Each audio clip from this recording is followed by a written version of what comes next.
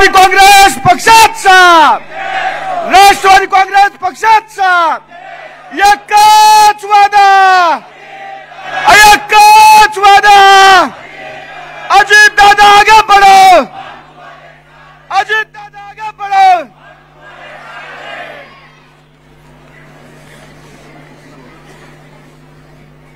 अच्छा, राष्ट्रवादी काँग्रेस पक्षाच्या वर्धापन दिनाच्या निमित्तानं उपस्थित असणारे माननीय प्रफुल्ल पटेलजी, सुनील तटकरेजी, छगन भुजबळजी, दिलीप वळसे पाटीलजी, हसन मुश्रीफजी, धनंजय मुंडेजी, अनिल भाईदास पाटीलजी, संजय बनसोडेजी, शिवाजीराव आढळराव पाटीलजी, बाबा सिद्दीकीजी, मुस्ताकभाई अंतुलेजी, रुपालीताई चाकणकर, आदितीताई तटकरे, समीर भुजबळ, देविदासजी पिंगळे, डॉक्टर राजेंद्र शिंगणे, शिवाजीराव गर्जे, सूरज चव्हाण, सुनील मगरे, कल्याण आखाडे, प्रशांत कदम, सर्व विधिमंडळातील माझे उपस्थित असणारे सन्माननीय सहकारी, तसंच उपस्थित असणारे सर्व आजी माजी खासदार, आमदार, सर्व सेलचे अध्यक्ष, कार्याध्यक्ष, सर्व माझ्या महाराष्ट्राच्या विविध जिल्ह्यातून आलेले तिथले अध्यक्ष, तिथले जिल्हा कार्याध्यक्ष, सर्व सन्माननीय पदाधिकारी, पत्रकार मित्र, बंधू भगिनींनो आणि माझ्या तरुण मित्रांनो, मी देखील सुरुवातीलाच आपल्या सगळ्यांचं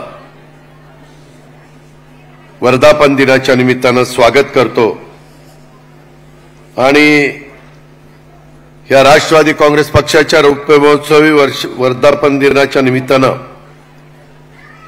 इथं उपस्थित असणाऱ्या सर्वांनाच, तसंच राष्ट्रवादी काँग्रेस पक्षाच्या राज्यातल्या, देशातल्या, जगभरातल्या तमाम कार्यकर्त्यांना, हितचिंतक बंधू भगिनींना, माझ्या तरुण मित्रांना, पक्षाचा राष्ट्रीय अध्यक्ष या नात्यानं मी आजच्या दिनाच्या निमित्तानं मनापासून शुभेच्छा देखील देतो। मित्रांनो, नेहमीच मी भाषणामध्ये सांगत असतो, काळ वेळ कुणाकरता थांबत नसते आणि तशा पद्धतीनं बघता बघता 25 वर्ष झाली। थोडासा त्या आठवणींना उजाळा देण्याचं काम तटकरे साहेबांनी, भुजबळ साहेबांनी, बाकीच्या देखील प्रफुल्ल पटेल साहेबांनी, इतर मान्यवरांनी केलं।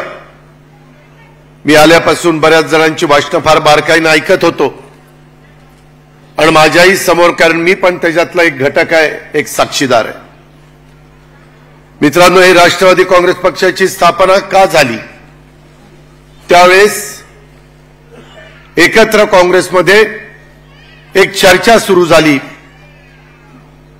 राम प्रधानांना पराभूत व्हावं लागलं राज्यसभेमध्ये, दिलीपराव वळसे पाटील साहेबांना ते सगळं आठवत असेल, आणि त्याच्यातून राष्ट्रवादी काँग्रेस पक्षाच्या आत्ताच्या असणाऱ्या अनेक आमदारांना त्यावेळेसच्या काँग्रेसच्या खूप त्रास सहन करावा लागला आणि अशाच वेगवेगळ्या प्रकारच्या गोष्टी वाढत गेल्या आणि नंतर अशी चर्चा व्हायला लागली की आपण काँग्रेस पक्षामध्ये राहिलो तर आपल्याला आपल्या जीवाभावाच्या कार्यकर्त्यांना खासदारकीची, आमदारकीची तिकीटं देखील मिळणार नाही आणि मग कसं पुढे जायचं, कसं कार्यकर्त्यांना आधार द्यायचा, कसं सहकारी मित्रांना विश्वास द्यायचा, आणि त्याच्यातून बरीच चर्चा झाली आणि तो परकीय मुद्दा सोनिया गांधी या परकीय अशा प्रकारचा पुढे आणला आणि त्याच्यातून माननीय पवार साहेबांनी, संगमाजींनी, तारिक अनवर साहेबांनी ह्या सगळ्यांनी मिळून अनेकांना बरोबर घेऊन राष्ट्रवादी काँग्रेस पक्षाची त्या बाबतीतली स्थापना केली। मित्रांनो, ही राष्ट्रवादी काँग्रेस पक्षाची स्थापना होत असताना मला आठवतंय की एकंदरीतच ह्या सगळ्या संदर्भामध्ये अनेकांनी, म्हणजे भुजबळ साहेबांनी तर त्यावेळेस पायाला भिंगरी बांधल्यासारखं महाराष्ट्रामध्ये ते फिरत होते, एक मुलूक मैदानी तोफ, कारण तेव्हा भाजप शिवसेनेचं सरकार होतं। बऱ्याचदा त्यावेळेसच्या विरोधी सत्ताधारी पक्षाच्या प्रमुखांना बोलण्याच्या करता सगळेजण कचरायचे, परंतु त्याचा कुठलाही मुलायजा मनामध्ये न ठेवता भुजबळ साहेबांनी अतिशय आक्रमकपणे संपूर्ण महाराष्ट्र त्या ठिकाणी पिंजून काढला आणि त्याच्याबरोबर पदमसिंह पाटील असतील, विजयसिंह मोहिते पाटील असतील, मधुकरराव पिचड असतील, अरुण गुजराती असतील, कितीतरी मान्यवरांची नावं घेता येतील. हे सगळे सिनियर असायचे, आम्ही दुसऱ्या फळीतले कार्यकर्ते असायचो. परंतु आज 25 वर्ष पूर्ण होत असताना मित्रहो, या प्रदीर्घ वाटचालीमध्ये काँग्रेस पक्ष, राष्ट्रवादी काँग्रेस पक्षाने काही महत्वपूर्ण नेते आज आपल्या सोबत नाहीयेत. ह्याची पण खंत, ह्याचं पण दुःख माझ्यासारख्या कार्यकर्त्याला आहे. आणि त्याच्यामध्ये दिवंगत आबा पाटील असतील, दिग्विजय खानविलकर असतील, बाबा कुपेकरजी असतील, आमचे वल्लभशेठ बेनके असतील, बऱ्याच जणांची नावं घेता येतील. त्या सगळ्यांचं योगदान आणि त्यांच्याबरोबर इतर पण सहकाऱ्यांचं योगदान आज राष्ट्रवादी काँग्रेस पक्षाने ही जे प्रदीर्घ वाटचाल केलेली आहे त्यांचं सर्वांचं स्मरण आज आपण करूया. मी या सर्वांना सुरुवातीलाच भावपूर्ण श्रद्धांजली ह्या निमित्तानं अर्पण करतो. मित्रांनो, काळाच्या नियतीच्या पुढे तुमचा माझं कुणाचं काही चालत नाही आणि या घटना घडल्यानंतर त्या घरातल्या लोकांना सावरून पुन्हा एकदा पुढे नेण्याचं काम हे करायचं असतं. ही परंपरा अनेक वर्ष चाललेली आहे.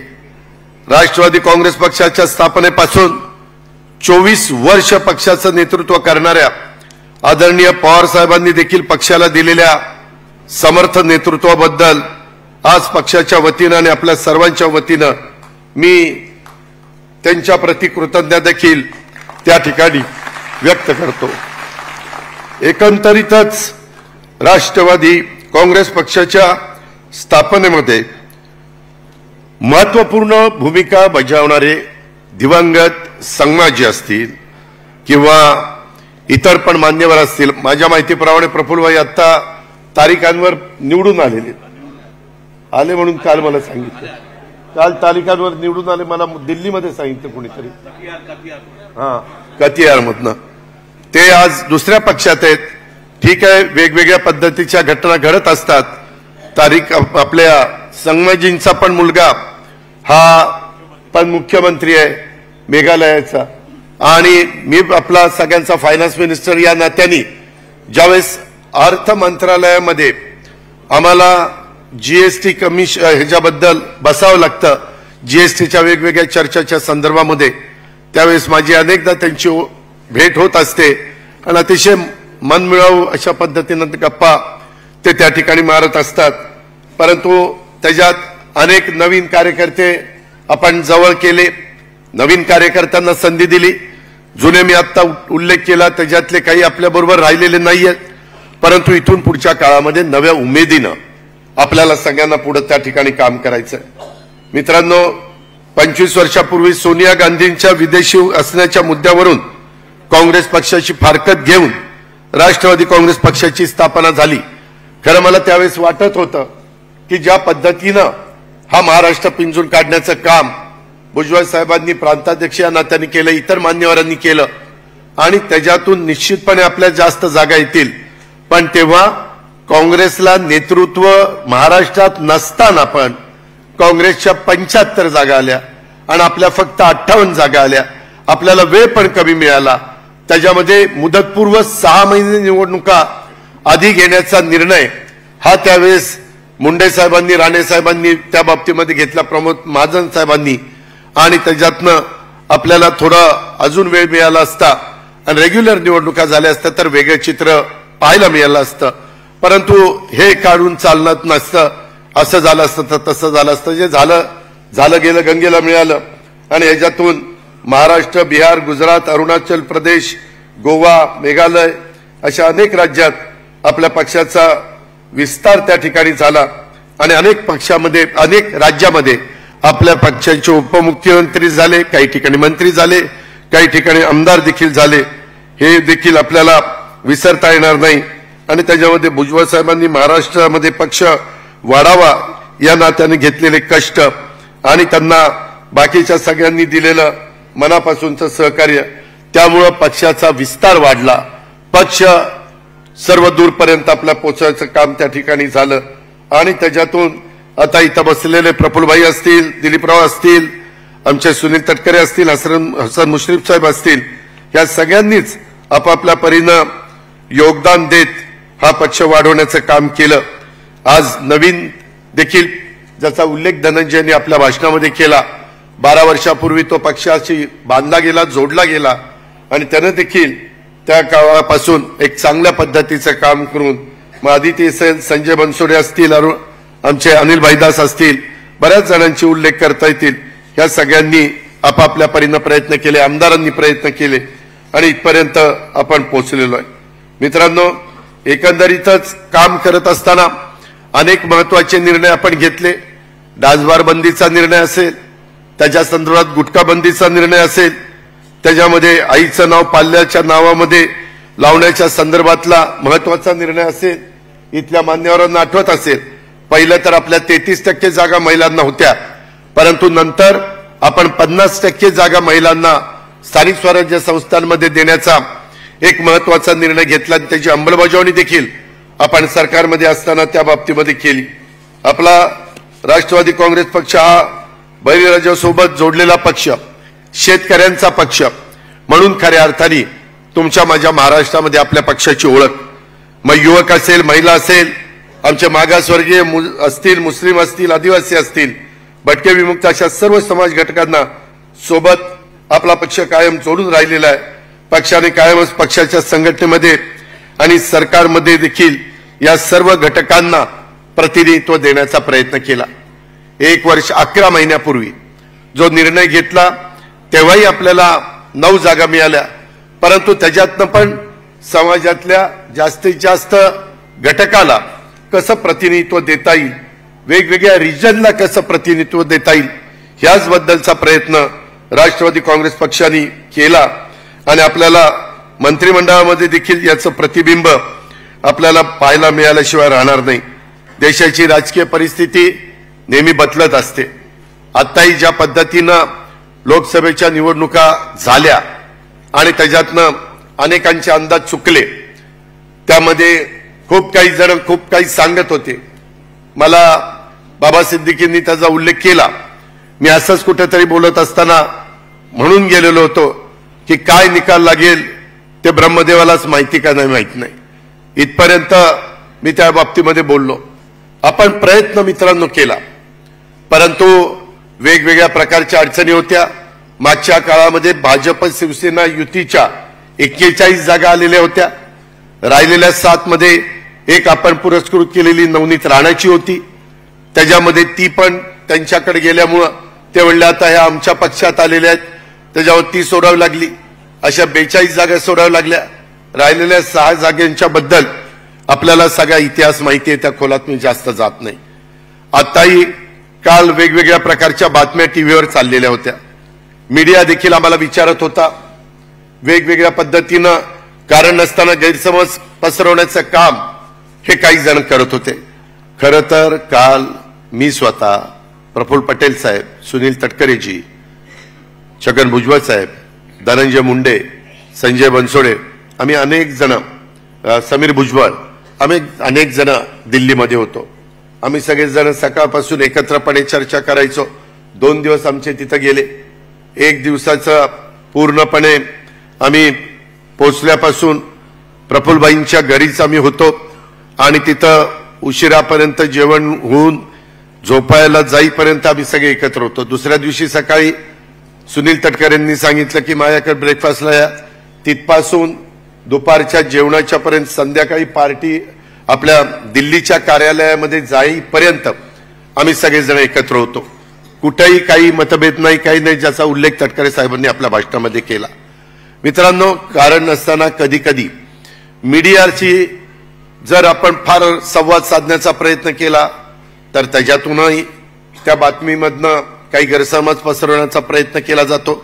नाही केला तर आमच्याशी बोलले नाही, मग ते काही पाहिजे त्या बातम्या लावतात. जी काल ती बातमी त्यांनी चालवली, तरी देखील आपले एक सहकारी युतीमधले देवेंद्र फडणवीसांनी सांगितलं काय ती वस्तुस्थिती. मित्रांनो, मी देखील सगळ्यांशी बोलत होतो. त्याच्या संदर्भात नड्डाजी असतील, अमितभाई असतील, त्याच्यामध्ये राजनाथ सिंग असतील, आम्ही पण सगळेजण त्यांना भेटायला पण गेलेलो होतो. आणि पहिल्यांदाच एनडीएची मीटिंग झाली त्यावेळेस पंतप्रधानांनी सांगितलं अनेक घटक पक्ष बरोबर आहेत, प्रत्येकाच्याच वेळेस मला वेळ देता येईल अशातला भाग नाही. तर हे तिघ जण ह्याबद्दल जे काही कुणाचं काही म्हणणं असेल ते ऐकून घेतील आणि तुम्हाला सगळ्यांना वेळ देतील. तशा प्रकारची चर्चा आम्ही त्यांच्याशी केली. त्याच्यानंतरही त्यांनी मला सांगितलं की तुमची लोकसभेची एकच जागा आलेली आहे, आम्हाला तर तुम्हाला मंत्रिपद द्यायचं आहे, परंतु मंत्रिपद देत असताना आम्हाला तुम्हाला इंडिपेंडंट चार्ज त्या डिपार्टमेंटचा द्यायचा आहे आणि राज्य मंत्रिपद द्यायचं आहे, स्वतंत्र कारभार असं आपण त्याच्यामध्ये मराठीमध्ये म्हणू शकतो. आणि तटकरे साहेबांनी तर मला आधी सांगितलेलं होतं, आज आपला एक राज्यसभाचे सदस्य आणि एक लोकसभेचा सदस्य, साधारण मी आपल्याला विश्वास देऊ इच्छितो जुलै एंड पर्यंत किंवा 15 ऑगस्ट पर्यंत आपले राज्यसभेमध्ये 3 सदस्य झालेले तुम्हाला पाहायला मिळतील आणि लोकसभेमध्ये स्वतः सुनीलजी तटकरे साहेब हे प्रांताध्यक्ष म्हणून तिथं काम करतायत, आपले एक प्रतिनिधी म्हणून काम करतायत. आपली संख्या वाढणार आहे. आम्ही त्यांना म्हणालो की बाबा आम्हाला जे नाव द्यायचं ते प्रफुल्लभाईंचं आहे. त्यांनी अनेक वर्ष कॅबिनेट मंत्री म्हणून काम केलेलं आहे आणि कॅबिनेट मंत्री म्हणून काम करणाऱ्या व्यक्तीनं स्वतंत्र कारभार पाहायचा हे आमच्या मनाला पटत नाही. तुम्ही त्याच्यामध्ये काहीतरी वेगळा निर्णय घेतला पाहिजे. त्यांनी सांगितलं की तुमच्यासारखे इतर पण, उदाहरणार्थ तर शिंदे साहेबांचे पण 7 लोक आहेत आपल्या शिवसेनेचे, त्यांनाही स्वतंत्र कारभार दिलाय. त्याच्यामध्ये इतर पण वेगवेगळी नावं त्यांनी आम्हाला सांगितली आणि त्याकरता आम्ही त्यांना स्पष्ट सांगितलं की बाबा जर तुम्हाला करता येत नसेल तर आम्ही एनडीएच्या बाहेर नाहीये, आम्ही एनडीएच्या बरोबरच आहे, पण आम्ही कुठलं पद स्वीकारणार नाही. मात्र त्याच्याबद्दलच्या एवढ्या वेगवेगळ्या प्रकारच्या बातम्या, त्याचा विपर्यास देशामध्ये करण्यात आला, राज्यामध्ये करण्यात आला, माझ्या कार्यकर्त्यांच्या पर्यंत त्या बातम्या पोहोचल्या. त्यांनाही जे काही वाटतं त्यांनी काहींनी मला व्हॉट्सअप करण्याचा प्रयत्न केला. आणि म्हणून मित्रांनो, ज्यावेळेस अशा प्रकारचे निर्णय घेत होतात त्यावेळेस आम्ही सगळे प्रमुख एकत्र बसून निर्णय घेत असतो. त्याबद्दल कृपा करून कुणी गैरसमज करून घेऊ नका. एक परिवार म्हणून आपण सगळ्यांनी राष्ट्रवादी काँग्रेस पक्ष अधिक बळकट करण्याचा प्रयत्न चालवलेला आहे आणि तिला कुठेही धक्का लागता कामा नये. त्याच्यामध्ये कुठेही कुणाच्याही बाबतीमधली विश्वासार्हता ही कमी होता कामा नये अशा प्रकारची विनंती मी आजच्या वर्धापन दिनाच्या निमित्तानं माझ्या तमाम कार्यकर्त्यांना करतो. जे कार्यकर्ते आमच्यापर्यंत पोहोचू शकत नाही अशा प्रकारे भाषणाच्या निमित्तानं आमचे विचार ऐकतात आणि त्याच्यातनं पक्षाला जोडले जातात, त्यांनाही मी सगळ्यांना सांगेन कृपया या गोष्टीची नोंद आपण सर्व सहकारी मित्रांनी घ्यावी. अशा प्रकारची माझी त्यांना देखील अतिशय आग्रहाची, नम्रतेची, कळकळीची विनंती राहणार आहे. मित्रांनो, नुकत्याच झालेल्या निवडणुकीमध्ये पक्षाला तसं बघितलं तर अपेक्षित अशा प्रकारचं यश मिळालं नसलं तरी एक गोष्ट मान्य करावी लागेल, युगपुरुष छत्रपती शिवाजी महाराज यांची स्वराज्याची राजधानी रायगड असलेल्या मतदारसंघात आपल्या पक्षाला विजय मिळालेली ही अभिमानाची गोष्ट आहे. आणि नुकत्याच झालेल्या अरुणाचल प्रदेशच्या निवडणुकीमध्ये देखील पक्षाचे आमदार या बाबतीमध्ये निवडून आलेले आहेत. हे पण एक चांगली बाब आहे. मी आपल्याला सगळ्यांना सांगेन की स्वतः आम्ही सगळा तो निकाल ऐकत असताना तटकरे साहेबांना सांगितलं की तटकरे साहेब, तुम्ही पक्षाची काही का होईना लाज राखली, कारण ह्या निवडणुकीत रायगड लोकसभा मतदारसंघातून विजय झालेले जे प्रदेशाध्यक्ष आपले आहेत सुनील तटकरे साहेब यांचं मी आपल्या सर्वांच्या वतीनं मनापासून अभिनंदन करतो. त्यांना पुढच्या वाटचालीच्या करता शुभेच्छा देखील देतो. आणि त्यांनी जे मगाशी सांगितलं की बाबा आता सगळ्यांनी वेळ दिला पाहिजे, ही वस्तुस्थिती खरी आहे. मित्रांनो, आम्ही सगळे तर वेळ देणारच आहोत. माझं थोडंसं अर्थसंकल्प सादर करेपर्यंत मी आठवड्यातले 4 दिवस मुंबईमध्ये राहील, कारण मला अर्थसंकल्प सादर करायचा आहे. आणि एकदा अर्थसंकल्प सादर करून अधिवेशन संपल्यानंतर मी फक्त सोमवार, मंगळवार, बुधवार किंवा बुधवार, गुरुवार, शुक्रवार 3 दिवस मुंबईमध्ये राहील आणि बुधवार, गुरुवार नाही, मंगळवार, बुधवार, गुरुवार, शुक्रवार, शनिवार, रविवार, सोमवार हे पक्षाच्या करता त्या ठिकाणी देईल. बाकीचे पण देतील, त्याबद्दल आपण काही काळजी करू नका. आपण आपला संपूर्ण महाराष्ट्र ढवळून काढू. त्याच्यामध्ये तुम्ही पण जिल्हाध्यक्षांनी, कार्याध्यक्षांनी, वेगवेगळ्या सेलच्या माझ्या पदाधिकाऱ्यांनी, त्यांनाही मला सांगायचंय, शिवाजीराव गर्जे तुम्ही इथं आहात, बाकीचे सहकारी इथं आहेत, तिथं पक्षाच्या ऑफिसमध्ये तुम्ही ठराविक लोक बसलं पाहिजे. बाकीच्यांनी दर आठवड्याला त्याच्यामध्ये काय काय गोष्टी प्रशांत कदमनी केल्यात, आठवड्यावर त्याचा काय दौरा होता, सुनील मगरेचा काय दौरा होता, सूरज चव्हाणांचा, रुपाली चाकणकरचा, कल्याण आखाडेंचा, मी आता सगळ्यांचीच नावं घेत नाही, परंतु 7 दिवसामध्ये ह्या सेल प्रमुखांनी काय दौरा, बरे तुमचं 1-2 दिवस घरचं काम असेल तर तसं सांगा. आणि तीच गोष्ट मंत्री महोदय आपल्या सगळ्यांच्या बाबतीमध्ये राहील, धनंजय आपल्या सगळ्यांच्या बाबतीमध्ये राहील. आणि त्या पद्धतीनं आपण एकदा ही जबाबदारी स्वीकारल्यानंतर प्रांताध्यक्ष त्यांचा स्वतःचा कार्यक्रम तर ते आखण्याचा आहे. आणि अशा पद्धतीनं माग लोकसभेच्या निवडणुकीच्या पार्श्वभूमीवर ज्या ज्या गोष्टी थोड्याशा आपल्या नजरचुकीनं राहिल्या त्या दुरुस्त करून, त्यामध्ये मागं पण आमचं ठरलेलं होतं, एकनाथराव शिंदे, मी आणि देवेंद्रजी आम्ही तिघांनी मिळून विभागाचे दौरे काढायचे आणि नंतर जिल्हा वाईज त्या बाबतीमध्ये जायचं. कारण आपण इतके दिवस समविचारी लोक एकत्र होतो, मध्ये 2.5 वर्ष आपण शिवसेनेबरोबर होतो, परंतु त्यावेळेस पण उद्धवजी आणि माझी बऱ्याचदा चर्चा व्हायची, ते पण म्हणायचे आपण जाऊया. परंतु त्या 2.5 वर्षामध्ये देखील वर नेते मंडळी स्टेजवर एकत्र बसतील, परंतु खाली काम करणारा गाव पातळीवरचा कार्यकर्ता, वॉर्डामध्ये काम करणारा माझ्या मुंबईतला, ठाण्यातला, कल्याण डोंबिवलीचा किंवा नव्या मुंबईचा किंवा पुणे, पिंपरी चिंचवड, औरंगाबाद, संभाजीनगर, नागपूर, ह्या सगळ्या, नाशिक, कोल्हापूर, सोलापूर वगैरे भागातले ह्या भागातले कार्यकर्ते यांची मदत जोडली गेली नाही. तिथं कुठंतरी ते गाव पातळीवर ग्रामपंचायतीत एकमेकाच्या विरोधात लढले, कोण स्थानिक स्वराज्य संस्थेमध्ये एकमेकाच्या विरोधात लढले, कोण आमदारकी खासदारकीला आपण एकमेकाच्या विरोधात लढलो. आणि ती जे काही थोडीशी अंतर पडलेलं होतं ते अंतर दूर करण्याच्या करता आम्हाला तेवढा वाव मिळाला नाही. ती चूक ती आपण ह्या येणाऱ्या निवडणुकीच्या निमित्तानं निश्चितपणे भरून काढू.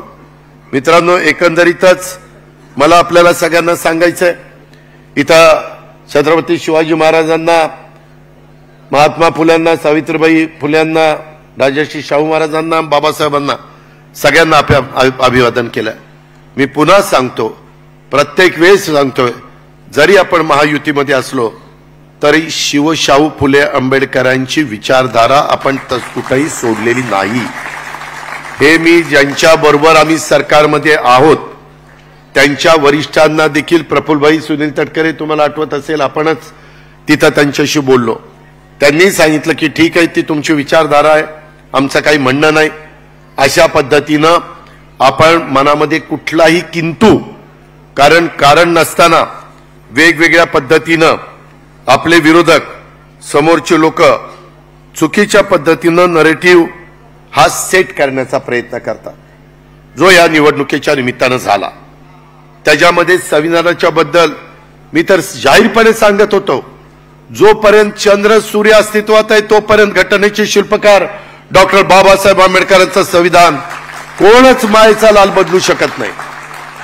परंतु आपण जे सांगत होतो ते माझ्या मागासवर्गीय समाजाला, माझ्या आदिवासी समाजाला तिथपर्यंत नीटपणे समजून सांगण्याच्या करता आपण कमी पडलो आणि समोरचे विरोधी पक्ष मात्र नरेटिव्ह सेट करायला यशस्वी झाले. आत्ताही परवा सेंट्रल हॉलमध्ये एनडीएची मीटिंग झाली, तिथं संविधान ठेवलं होतं. पहिल्यांदाच संविधानाचं दर्शन पंतप्रधानांनी घेतलं आणि नंतर त्यांनी बाकीचं सगळं मार्गदर्शन केलं, इतरांची भाषणं झाली, प्रस्ताव ठेवला, त्याला अनुमोदन दिलं गेलं. मित्रांनो, काल देखील शपथविधी होत असताना संपूर्ण देशाचा कारभार 5 वर्षाच्या करता आता एनडीएच्या हातामध्ये नरेंद्र मोदींच्या नेतृत्वाखाली आलेला आहे. त्यामध्ये अतिशय मनापासून नितीश कुमार आणि चंद्रबाबू नायडूंनी साथ दिलेली आहे. त्यांची भाषणं आम्ही जवळनं ऐकली, तुम्ही पण टीव्हीमध्ये पाहिली असतील.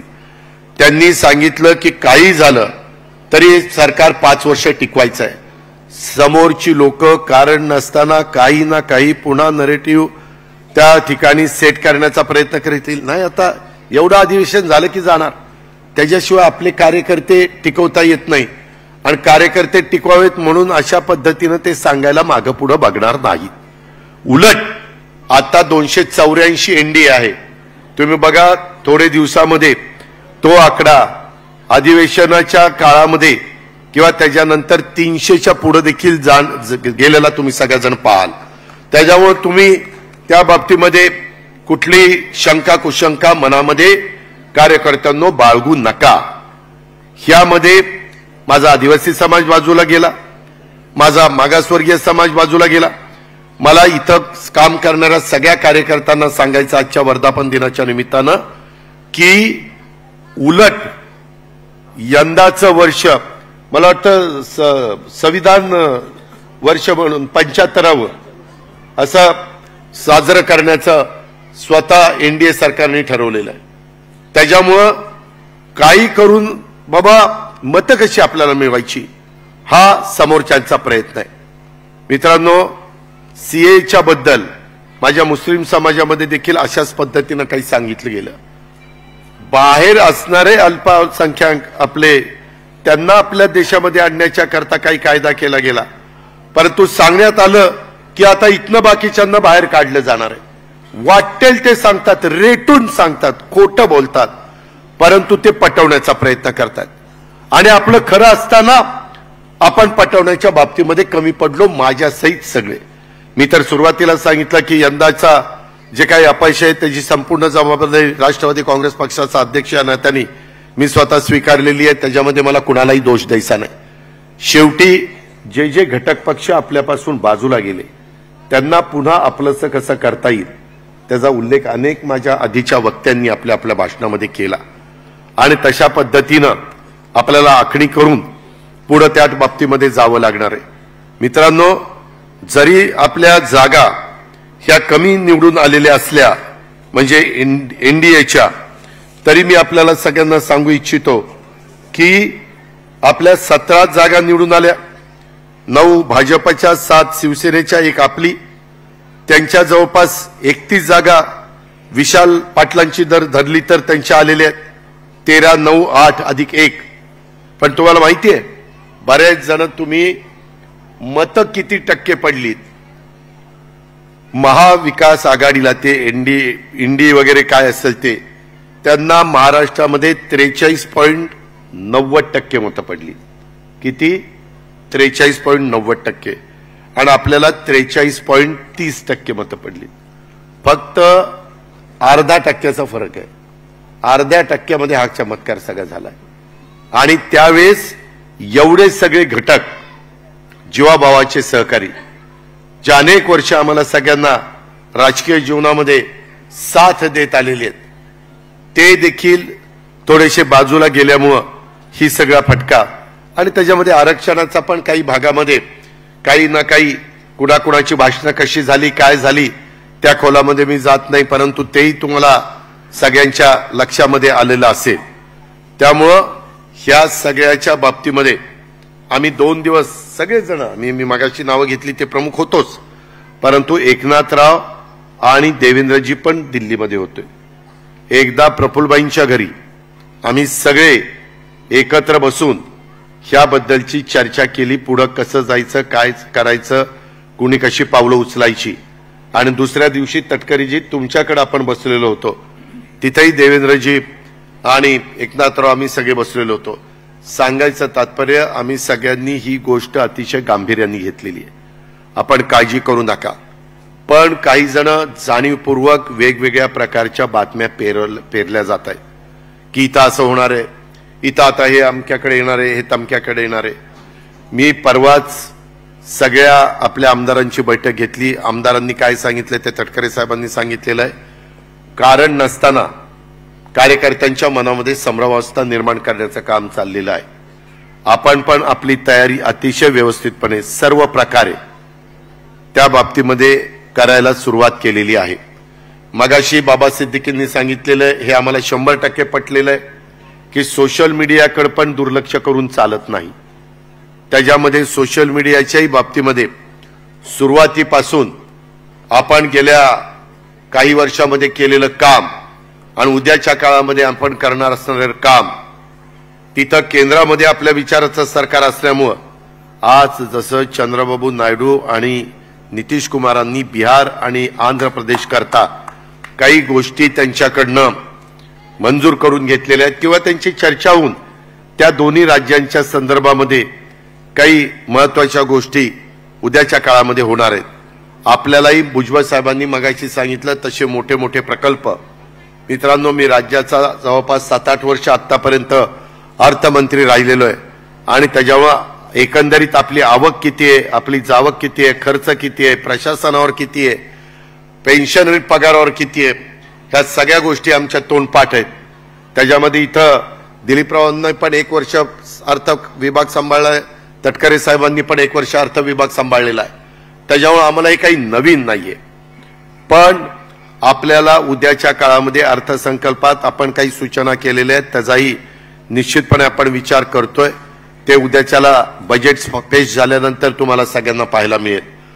आपल्याला शेतकऱ्यांच्या बाबतीमध्ये देखील कापूस, सोयाबीन, दूध आणि कांदा, त्या कांद्यानी तर अक्षरशः सगळ्यांना रडवलं. अक्षरशः उत्तर महाराष्ट्रामध्ये रावेर आणि जळगाव जर सोडली तर सगळ्याच्या सगळ्या जागा पडल्या, रवींद्रजी पडल्या. त्याला एकमेव कारण म्हणजे इतर पण कारणं आहेत मी घेतली, पण त्याच्यात कांदा हे महत्वाचं कारण होतं. आम्ही पण त्यांच्याशी त्या ठिकाणी बोलतोय. त्या बाबतीमध्ये देखील आपल्याला व्यवस्थित मार्ग त्या ठिकाणी काढावा लागणारच आहे आणि तो आपण काढतोय. त्याही बद्दल आपण काळजी करू नका, कारण त्याचा फटका नाशिक जिल्हा, सोलापूर जिल्हा, सातारा जिल्हा, पुणे जिल्हा अशा अनेक जिल्ह्यांना जिथं कमी पाणी असतं अशा पद्धतीनं तिथं ते सगळं आपल्याला पाहायला मिळतं. मित्रांनो, एकंदरीतच दुष्काळी परिस्थिती होती. मध्ये आचारसंहितेमुळे आम्हाला बैठका पण घेता येत नव्हत्या, तरी पण रेकॉर्डवर न घेता टँकर सगळीकडे चालू आहे का, काही कुठं अडचण आहे का, अशा प्रकारचा आचारसंहितेच्या काळामध्ये देखील देवेंद्रजी, एकनाथराव शिंदे, मी, अनिल भाईदास आम्ही आमच्या परीनं प्रयत्न करत होतो. आताही आज सकाळी झेंडावंदन झाल्यावर मी 6 विभागाचे विभागीय आयुक्त यांच्याकडनं आता पडणारा जो पाऊस आहे, काही ठिकाणी प्री मान्सून, काही ठिकाणी मान्सून सुरू झालेला आहे, त्याच्याबद्दलची काय एकंदरीत परिस्थिती आहे, बियाणं, खतं, बाकीच्या सगळ्या गोष्टी व्यवस्थितपणे आहेत का, क्रॉप लोन माझ्या शेतकऱ्याला मिळतंय का, तिथं अजून काही त्या शेतकऱ्याची काही वेदना आहेत का, काही अडचण आहे का, ह्या सगळ्याचा आढावा मी सकाळी साधारण 10 ते दुपारी 1 वाजेपर्यंत घेतलेला आहे. नंतर मी ते कोस्टल रोड राहिलेला देखील आपल्याला सुरू करायचा होता म्हणून मी मुख्यमंत्री, उपमुख्यमंत्री तिकडे गेलो. अशा प्रकारची करोडो रुपयाची कामं ही आपल्या राज्यामध्ये चाललेली आहेत. मित्रांनो, केंद्र सरकार आपल्या विचाराचं असल्याशिवाय केंद्रातनं लाखो कोटी रुपये आपल्याला मिळू शकत नाही. जपान गव्हर्नमेंटचा पैसा असेल ते तर 0.5% व्याजाने पैसे तिकडे देतात, कारण त्यांना त्यांचा पैसा बँकेमध्ये ठेवायला ठेवीदाराला व्याज नाही, ठेवीदाराला स्वतःला बँकेला पैसे द्यावे लागतात आणि म्हणून ते 0.5% अशा पद्धतीनं गुंतवणूक करत असतात किंवा डेव्हलपमेंटला पैसे देत असतात. त्या पण बाबी आपल्याला आपल्या महाराष्ट्रातल्या जनतेला सांगावे लागणार आहे आणि ते सांगण्याचं काम देखील आपण व्यवस्थितपणे करू. त्याबद्दल आपण काही काळजी करू नका. मी आपल्याला सगळ्यांना सांगतो की स्वर्गीय यशवंतराव चव्हाण साहेबांची विचारधारा, त्यांचा वारसा हा आपण पुढे घेऊन चाललेलो आहे.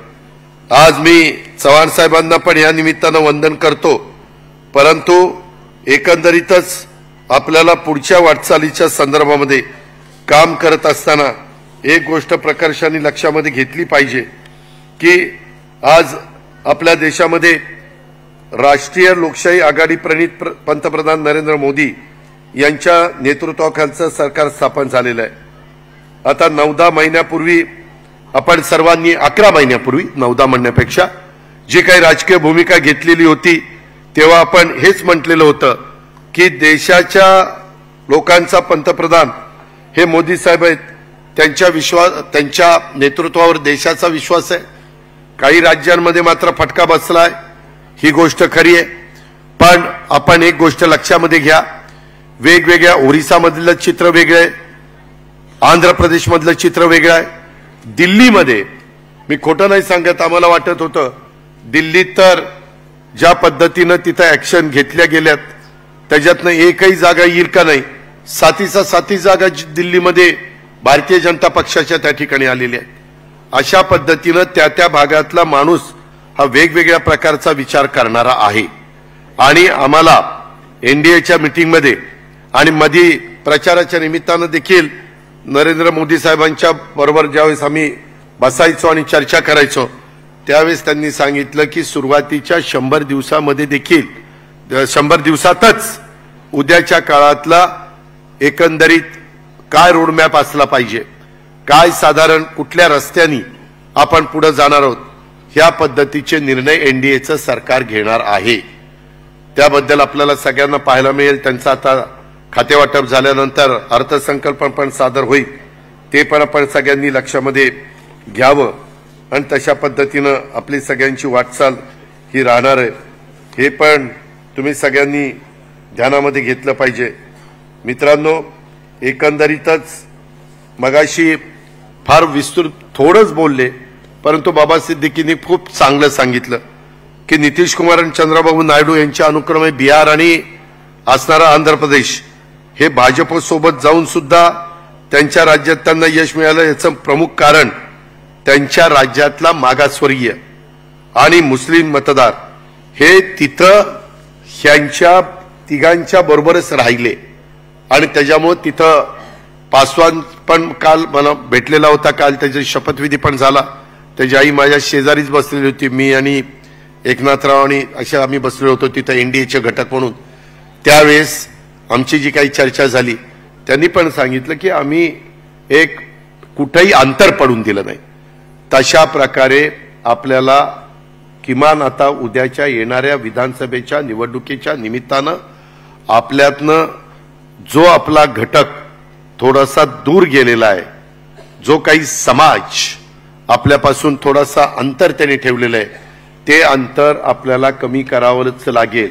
आता संविधानाचा आणि राज्य सरकारचा तसा संबंध नसतो आणि संविधानाला आता या सगळ्या गोष्टीमुळे पहिलं तर महत्व होतच होतं, परंतु आता पण किती महत्व एनडीएचं सरकार देत आहे हे आपण पाहताय। आणि आता त्याच्यात स्वतः नितीश कुमार आहेत ना, त्याच्यात चंद्रबाबू नायडू आहेत ना, त्याच्यामध्ये इतर पण काही घटक पक्ष आहेत, पासवान पण आहेत ना, आपण पण आहे ना, अशा पद्धतीनं सगळेच आहेत। आणि कुठेही मोदी साहेब तर सांगायचे, प्रफुल्लभाईंना पण त्यांनी सांगितलं आणि मलाही सांगितलं की कुठेही आम्ही असं संविधानाच्या बद्दल बोललो नाही। पण मित्रांनो, कधी कधी त्या पक्षाचा एखादा खासदार कुठंतरी केरळमध्ये किंवा काहीतरी आणखीन कुठल्या राज्यात बोलला की ती नेमकी क्लिप काढली जाते आणि ती व्हायरल केली जाते आणि मग ते म्हणतात तेव्हा काही त्यांच्या पक्षाचे प्रवक्ते आहेत किंवा नेते आहेत किंवा खासदार आहेत, हे कसं बोलतात। अशा प्रकारे आपल्या पण सगळ्या प्रवक्त्यांनी, आपल्या पण नेत्यांनी ह्या संदर्भामध्ये जरी समोरचं काही बोलले तरी त्यांच्या प्रत्येक बोलण्याला उत्तर दिलंच पाहिजे अशातला काही भाग नाही। काहींना जसा आता 9:30ला नेहमी एक भोंगा वाजतो तशा पद्धतीनं दुसऱ्याही 2 पक्षात आता वेगवेगळ्या लोकांनी ठरवलेले की हे रोज त्यांचा एक समज असा झाला की तिथं अशा प्रकारचा 9:30-10 वाजता तो भोंगा वाजतो म्हणूनच हे लोकांच्या मध्ये मतपरिवर्तन झालं, लोकांची मानसिकता बदलायला मदत झाली आणि त्याच्यामुळं आता काँग्रेसमध्ये पण एक जण पुढे आलेले आहेत आणि आपल्यापासून बाजूला गेलेले त्यांच्या मधलं पण एक जण पुढे आलेले आहेत। ती तर असा रेटून बोलतो, काही बोलतो, काही विचारताच सोय नाही। हे असं झालं की जर रोज त्याला कोणतरी आपल्यातला आमदार फोन करून हा आता आम्ही असं करणार आहे बरं का, तुम्ही आता सांगायला हरकत नाही, हे असलं काहीतरी एक नौटंकी चाललेली आहे। माझी तुम्हाला हात जोडून विनंती आहे, मला कुणावरच टीका टिप्पणी करायची नाहीये। मागं आपलं अपयश आपण पत्करलेलं आहे, परंतु अपयशाने खचून पण जायचं नसतं आणि विजय आपल्याला यश मिळालं म्हणून हुरळून पण जायचं नसतं, उतू पण जायचं नसतं. ही गोष्ट आपण सगळ्यांनी लक्षामध्ये घ्या.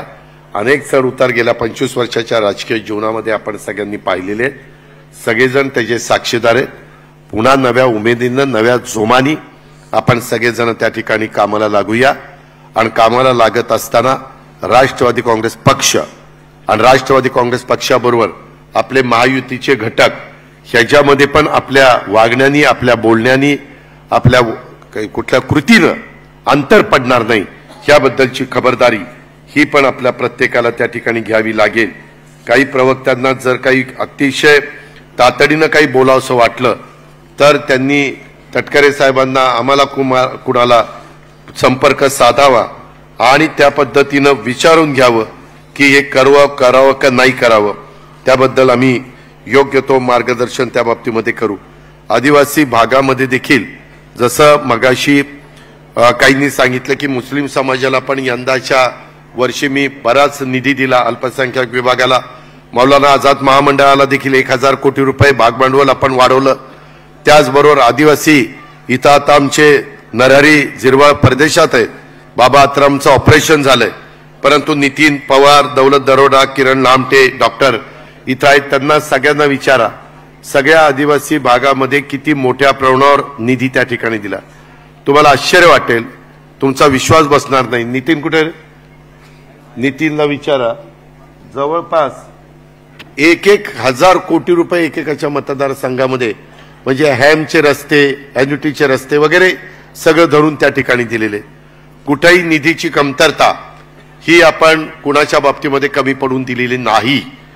परंतु विकासाच्या बरोबर हे बाकीचे जे सामाजिक पैलू आपल्याला पाहायला मिळाले हे पण आपण लक्षामध्ये ठेवून पुढे त्या ठिकाणी गेलं पाहिजे. मित्रांनो, आज अरुणाचल प्रदेश विधानसभा निवडणुकीचा निकालाच्या बद्दल पण थोडीशी माहिती मी तुम्हाला देतो. तोही निकाल ह्या निकालाच्या आधी 2-3 दिवस जाहीर झाला. त्या निवडणुकीमध्ये निक कामीन हे एक आमदार, लिखा सोनी हे एक आमदार आणि टोटो टाटुंग हे एक आमदार, हे तिघं निवडून आलेले.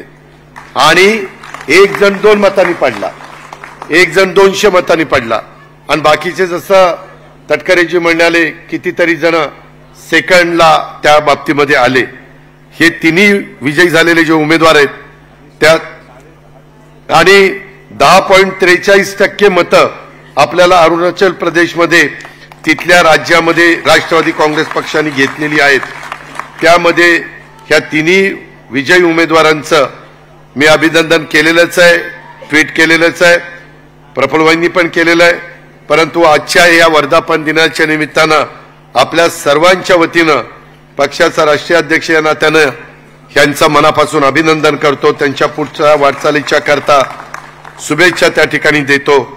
त्यांनी ह्या सगळ्यांनी मिळून अत्यंत निकारानं तिथं लढा दिला.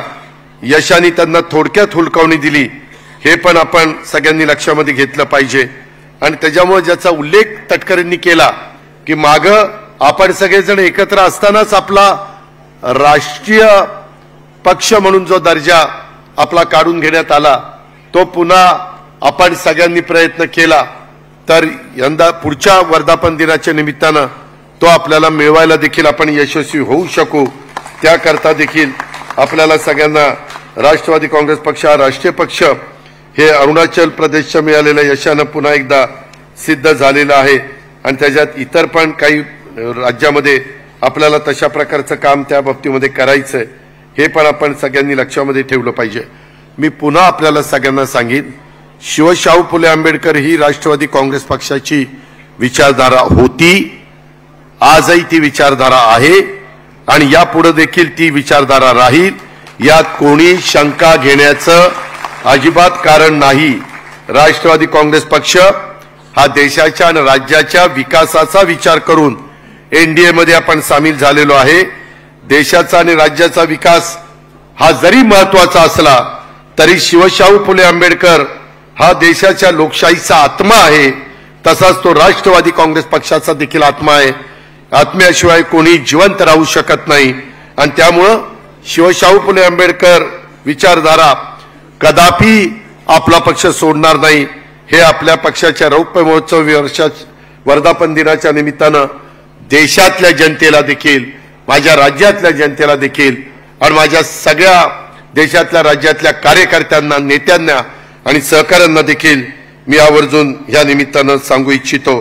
कारण पुन्हा पुन्हा काही जण म्हणतात की दादा काही आपले पक्षाचे नेते हे सतत ते ठासून सांगत नाही, मात्र ह्या निवडणुकीच्या निमित्तानं आपण हे जे काही नरेटिव्ह सेट करण्याचा प्रयत्न झालाय त्यावेळेस आपण ठराविक जण जे सभाच्या, मी असतील, प्रफुल्लभाई असतील, भुजबळ साहेब असतील, तटकरेजी असतील, मुश्रीफ साहेब असतील किंवा धनंजय असतील, अनेक सहकारी जे सभांच्या निमित्तानं फिरणार आहे त्यांनी ह्या गोष्टी सतत बोलल्या पाहिजे, सतत सांगितलं पाहिजे, त्याशिवाय गत्यंतर नाही.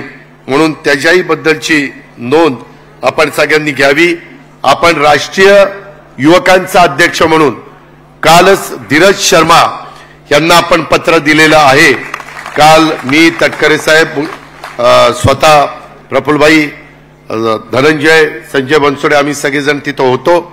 आम्ही तिथं त्यांना पत्र दिलं आणि त्यांना सांगितलं की आज दिल्लीचं आपलं ऑफिस पण चांगलं झालेलं आहे, तिथं बहुतेकांची जवळजवळ ऑफिसेस आहे आणि त्या बाबतीमध्ये त्यांना आजचा तिथला वर्धापन दिनाचा झेंडावंदन मी धीरजला करायला सांगितलेलं होतं. ह्या पद्धतीनं आपण सगळेजण वेगवेगळ्या भागामध्ये काम करतोय, त्याबद्दल कुठलीही शंका कुशंका आपण मनामध्ये ठेवण्याचं कारण नाही. अशा प्रकारची विनंती देखील मी माझ्या तमाम राष्ट्रवादी काँग्रेस पक्षाच्या सहकारी मित्रांना आजच्या वर्धापन दिनाच्या निमित्तानं करू इच्छितो. त्याच्यामध्ये आता आलेल्या, मी सुरुवातीला सांगितलं, निकालाने खचून न जाता येत्या काळामध्ये आपल्याला पक्षाचा विस्तार करायचा असेल आणि आपल्याला पुन्हा नव्या जोमाने उभं राहायचं असेल तर निवडणुका येतात जातात, मात्र पक्ष विस्तार ही एक सतत चालणारी प्रक्रिया आहे, हे आपण सर्वांनी समजून घेतलं पाहिजे. पक्ष फक्त वरती सत्तेत असून चालत नाही, तर पक्ष स्थानिक स्तरावर देखील अधिकाधिक विस्तारित राहायला हवा. तसं झालं तरच पक्षाचा अधिकाधिक विस्तार होतो, पाया विस्तारतो आणि भक्कम होतो. भक्कम पाया असेल तरच पक्ष सर्व चढ उतारांच्या काळामध्ये खंबीरपणे उभा राहू शकतो आणि त्यामुळं आपण ह्या सगळ्या गोष्टीची नोंद ह्या निमित्तानं घेतली पाहिजे. अशा प्रकारची माझी आपल्याला सगळ्यांना विनंती आहे. येत्या काळामध्ये पक्ष संघटनेमध्ये नव्या रक्ताला देखील वाव मिळेल यासाठी आम्ही सगळेजण प्रयत्न करणार आहोत, जातीनं त्याच्यामध्ये लक्ष घालणार आहोत. सरकार आणि पक्ष संघटना यात येत्या काळामध्ये हातात हात घालून काम करावं लागेल. मंत्र्यांना देखील काही विधानसभेची जबाबदारी घ्यावी लागेल आणि ज्या त्या आमदारांना आपल्या स्वतःच्या विधानसभा मतदारसंघामध्ये बूथ वाईज कमिटी करून त्यामध्ये जास्त लक्ष द्यावं लागेल. कार्यकर्त्याला अधिक बळ आपल्या सर्वांना या काळामध्ये द्यावं लागेल. नव्या दमाने, नव्या जोमाने पुन्हा एकदा विधानसभेसाठी आपण उभे राहूया. माझा तुम्हा सर्वांच्यावर विश्वास आहे की तुम्ही सर्व एक दलाने लढलात तर विधानसभेला आपण पुन्हा मोठी भरारी घेणार आणि राष्ट्रवादी काँग्रेस पक्षाची पताका पूर्ण महाराष्ट्रभर विजयी पताका त्या ठिकाणी लावणार. अशा प्रकारचं एक वातावरण आपण सगळेजण तयार करू शकू, अशा प्रकारची अपेक्षा आजच्या या वर्धापन दिनाच्या निमित्तानं मी व्यक्त करतो. अतिशय कमी काळात, म्हणजे पहिल्यांदा तर एनडीएचा शपथविधी 9ला होणार का 10ला होणार, मधी चाललं होतं 10ला होणार, मग 10ला होणार असेल तर आपला वर्धापन दिन घ्यायचा की नाही का तो पुढे घ्यायचा. मागच्या वेळेस आपण 10 तारखेचा वर्धापन दिन 21 तारखेला मला वाटतं घेतलेला होता, ह्याच ठिकाणी घेतलेला होता. त्यावेळेस मी माझी मतं स्पष्टपणे तिथं सगळ्यांच्या साक्षीनं मांडलेली होती. परंतु मित्रांनो, एकट्या दुकट्याचं काम नाही, सगळ्यांचं, तळागाळातल्या कार्यकर्त्यांचं सगळ्यांचंच काम आहे. जिल्हाध्यक्षांचं पण काम आहे. जिल्हाध्यक्षांनी देखील आपण आठवड्याभरात कुठल्या कुठल्या तालुक्यात जातो, काय काय साधारण आपण करतोय ह्याची पण माहिती आपल्या संघटनेच्या ऑफिसमध्ये, मुंबईच्या ऑफिसमध्ये आली पाहिजे. कारण लवकरच बाकीच्या ज्या काही गोष्टी तुम्हाला फिरण्याच्या करता किंवा काही कामाच्या करता लागतात त्या पण पायाभूत सुविधा काही प्रमाणामध्ये देण्याचा निर्णय हा पक्षाने घेतलेला आहे. हे पण वर्धापन दिनाच्या निमित्तानं सांगतोय. परंतु तो निर्णय घेतल्यानंतर ते पायाभूत सुविधेचं काम पक्षाच्याच विस्तार वाढीच्या करता व्हावं, देवदर्शनाच्या करता होऊ नये. लग्न कार्य त्या ठिकाणी जुळवायला किंवा ह्याला होऊ नये ह्याची नोंद कृपा करून सगळ्यांनी या निमित्तानं घ्यावी.